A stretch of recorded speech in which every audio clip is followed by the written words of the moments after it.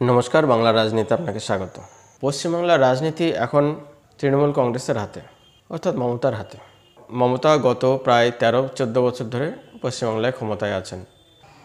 পশ্চিমবাংলায় 35 বছরের বামফ্রন্ট রাজনীতি বা ডেরোগেটিভ রাজনীতির দেখার পরে আমরা সবাই একটা আশা করেছিলাম যে এবার একটা রাজনীতির পজিটিভ দিক দেখতে পাবো। আজকে যারা বিজেপি করছেন তখন বিজেপি ছিল না। আমরা সবাই মিলে এক মনে প্রাণে এই বামফ্রন্টকে উৎখাত করার জন্য চেষ্টা করছিলাম। সবাই মিলে মানসিকভাবে, শারীরিকভাবে, আর্থিকভাবে মমতা ব্যানার্জির পেছনে এসে দাঁড়িয়েছিলাম। কারণ মমতা ব্যানার্জি সেরকম একজন নেত্রী যার পেছনে দাঁড়ানো যায়, যে রাস্তায় লড়তে জানে। আমাদের সবারই মনে হয়েছিল যে একমাত্র মমতা ব্যানার্জি পারবেন এই বামফ্রন্টদেরকে উৎখাত করতে। এবং সারা দেশ দেখেছে মমতা ব্যানার্জির লড়াই। সেই দিনের মমতা ব্যানার্জিকে আমি সত্যিই কুর্নিশ জানাই। সেই দিন মমতা ব্যানার্জির পেছনে এসে যখন আমরা দাঁড়িয়েছিলাম, তখন এই ভেবে দাঁড়ায়নি যে আজকের মমতা ব্যানার্জিকে দেখতে হবে। সারা দেশের মানুষ বাংলাকে শিল্পী, সাহিত্যিক, গায়কদের জায়গা এই হিসাবেই চেনে। সারা দেশের মানুষ বাংলাকে একটা সাংস্কৃতিক জায়গা বলেই মনে করে। একের পর এক বড় শিল্পী, সাহিত্যিক, সিনেমা আর্টিস্ট উঠে এসছেন এখান থেকে, বড় বড় বিখ্যাত ব্যক্তি উঠে এসছেন এখান থেকে। তো বাংলার সেই সম্মান একটা সময় ছিল। কিন্তু আজকে বাংলাকে যেখানে নিয়ে যাওয়া হয়েছে, এর জন্য দায়ী এই বিগত প্রায় 50 বছরের ডেরোগেটিভ রাজনীতি, বাম রাজনীতি। এদেরকে নিয়ে বেশি কিছু বলার নেই। এরা ভারতের অংশই মনে করি না আমরা, আর আমরা ভারতের অংশ এদেরকে মনে করব কী করে? এরা নিজেরা ভারতকে নিজেদের দেশ মনে করে না।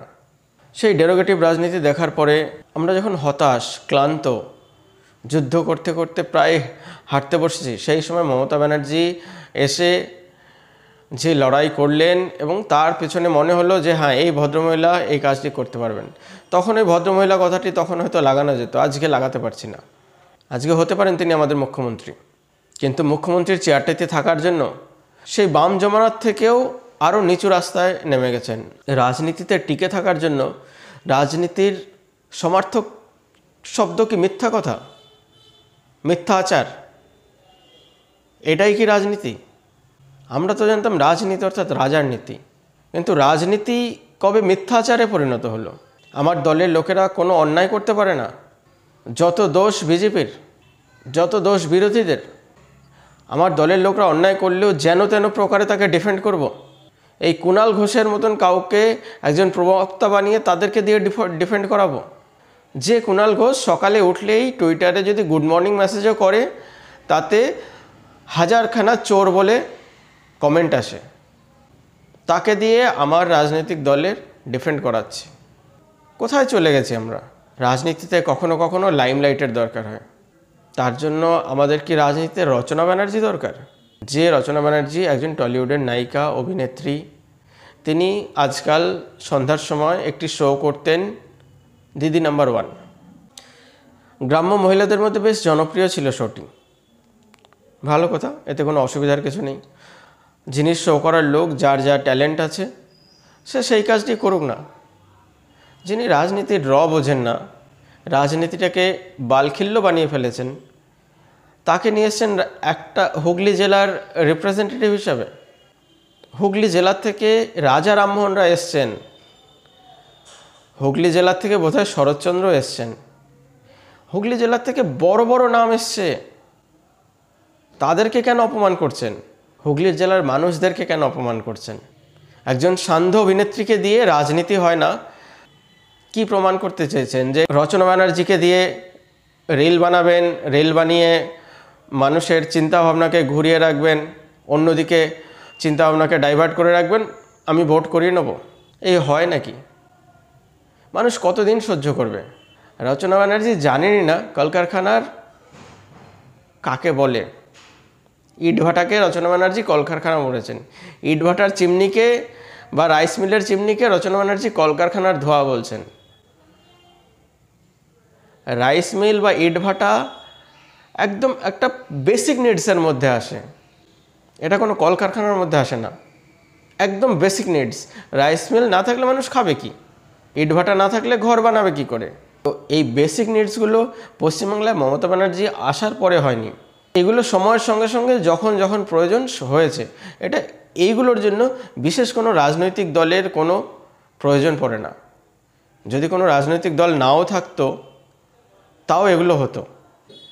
রচনা ব্যানার্জি সেই ইটভাটার ধোঁয়াকে বা রাইস মিলের ধোঁয়াকে দূর থেকে দেখিয়ে বলছেন যে কলকারখানা, দেখুন কত কলকারখানা। রাজা রামমোহন রায়ের জায়গাটাকে রিপ্রেজেন্ট করার জন্য রচনা ব্যানার্জিকে পেলেন মমতা ব্যানার্জি, কিন্তু বাংলার শিক্ষিত সমাজ আজকে বাংলায় নেই। মুষ্টিমেয় যারা আছেন তারা কোনো কোনো কাজে এখানে রয়েছেন, বেশিরভাগই অন্যান্য রাজ্যে কাজ করছেন, সেই রাজ্যটাকে ডেভেলপ করছেন। বাংলার ব্রেন ড্রেন হয়ে গেছে অন্য রাজ্যে। বাংলার শিক্ষিত সমাজ, বাংলার ইন্টেলেকচুয়াল সমাজ বাংলায় নেই।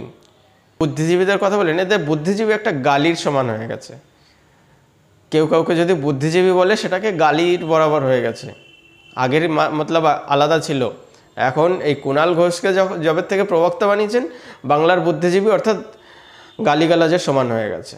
2019 লোকসভায় আপনি দুজন অভিনেত্রীকে টিকিট দিয়েছিলেন, নুসরত জাহান আর মিমি ঘোষ। আচ্ছা, এই দুজনকে ডেকে একবার জিজ্ঞেস করুন তো, ওনাদের সংশ্লিষ্ট লোকসভার 7টি বিধানসভা কী কী? অন্য কোনো কাজের পরিসংখ্যান ছেড়ে দিন, বলতে পারবেন? ওনাদের যে 7টি বিধানসভার নাম ওনাদের লোকসভার আন্ডারে পড়ে, সেই 7টি বিধানসভার নাম তাও বলতে পারবেন না। 7টি কেন, একটিও বলতে পারবেন কি না আমার সন্দেহ। তাদেরকে দিয়েছেন টিকিট, তাদেরকে জিতিয়ে সংসদে পাঠিয়ে কি প্রমাণ করেছেন, দেশের কি ভালো করেছেন, এখনও বুঝতে পারছি না। নুসরত জাহান, মিমি ঘোষ দুজনেই আপনার ব্লক মুসলিম ভোটে জিতেছিল। আপনি জানেন ওই সিটগুলো জেতার জন্য আপনাকে বিশেষ কোনো কষ্ট করতে হবে না, মুখ যাই হোক ভোট আপনাকে দেবে। সমাজের সবথেকে নিচু স্তরের কোনো মহিলাকেও যদি তুলে এনে ওখানে দাঁড় করে দিতেন না, ওই মুসলিম সমাজ কিন্তু আপনাদেরকেই ভোট দিত, অন্য কাউকে ভোট দিত না। তার বিরুদ্ধে উকিল, জজ, ব্যারিস্টার যেই দাঁড়াতো, কারণ ওই সমাজটার সেটুকু বোঝার ক্ষমতা হয়নি, কারণ ওদেরকে পড়তে দেননি আপনারা। সিপিএমে পড়তে দেয়নি, আপনারাও পড়তে দেননি। আপনারা পড়তে দেননি এর জন্য, যার জন্য ওরা আজকে বুঝতে পারছে না ওদের ভালোটা। দরকার নেই এরমই থাকুক।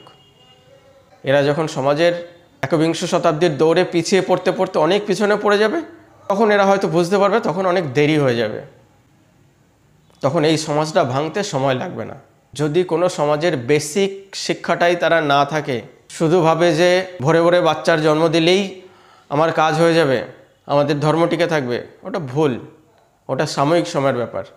আজকে যে কথাটা বললাম একটা ইউটিউব চ্যানেলে তো পড়ে থাকবে, কথাটি মিলিয়ে নেবেন। সেরম আরেকজনকে দাঁড় করে দিয়েছেন রচনা ব্যানার্জি। কি হবে জিতিয়ে? কি হবে হুগলির মানুষকে আবার অপমান করে?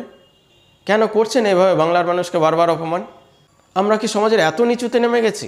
এদের থেকে যারা ইটভাটায় যে মহিলারা কাজ করছেন, রোজকার ডেইলি বেতনে কাজ করছেন, ডেইলি ওয়েজেসে কাজ করছেন, এরা অনেক ভালো।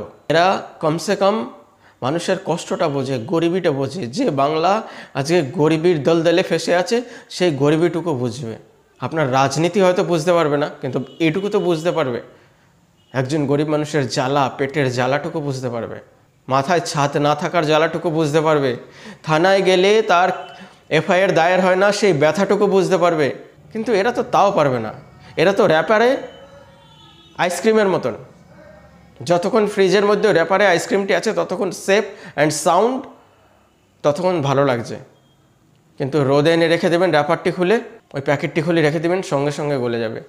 এরা সেই ধরনের, এরা সমাজের কোনো দুঃখ কষ্ট কিছু বোঝে না। তাদেরকে এনেছেন আপনি রাজনীতি করতে, তাদেরকে এনেছেন আপনি রিপ্রেজেন্টেটিভ বানিয়ে।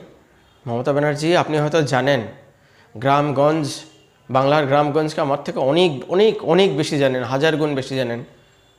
আপনি কি এটা জানেন বাংলার গ্রামগঞ্জের ছেলেপেলেগুলো আজকে কি করছে? পড়াশোনা করুক না করুক কোনো ফারাক রাখছে না আজকাল, কোনো আলাদা কিছু নেই। একটা মাধ্যমিক পাস বা গ্রাজুয়েট পাস বা স্কুলে যায়নি, এই দুজনের মধ্যে কোনো আলাদা কিছু নেই। সবাই আটচালায় বসে আছে, সবাই বটতলায় বসে আছে। এই দুপুর রোদে তারা বসে আড্ডা দিচ্ছে। তাদের কাছে কাজ নেই, কাজ থাকবে কি করে? কারখানা তো নেই। বিড়ি টেনে তো আর কারখানা তৈরি হয় না, বিড়ির ধোয়া থেকে তো আর কারখানা তৈরি হয় না। কলকাতায় তবুও বেকার ছেলেগুলি এই ডেলিভারির কাজ, ড্রাইভারির কাজ, এই কাজগুলো করছে, করে তাদের দৈনন্দিন জীবনের খরচাটুকু তুলে নিচ্ছে।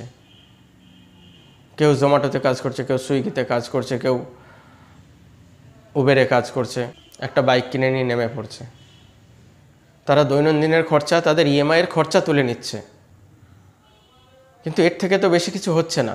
সমাজ এগোবে কী করে? আপনি এই রাজ্যের মুখ্যমন্ত্রী, আপনি একবারও ভেবেছেন তাদের কথা? আপনি আপনার রাজনীতি করছেন যে মুসলিম ব্লক ভোট, কিছু হিন্দি ভোট, বাস আমার গদি সঠিক আছে।